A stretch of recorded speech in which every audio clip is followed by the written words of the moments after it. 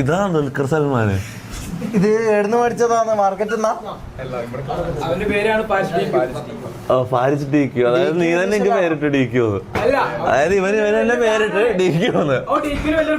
സ്വയം ഇട്ട പേരാണ് ഇവൻ ഗോൾഡാന്നല്ലേ ഞാൻ. എടാ DQ വന്നിട്ടുണ്ട്. ഫാരിസ് DQ.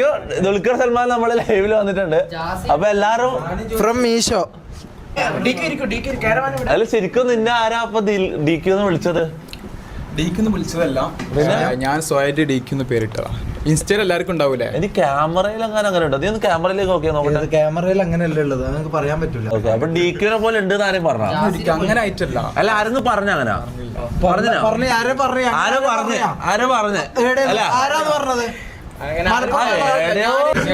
ദുൽഖർ സൽമാൻ പകുതി ഡൗൺലോഡ് ആയ പോലത്തെ ഒരുത്തനുണ്ട്.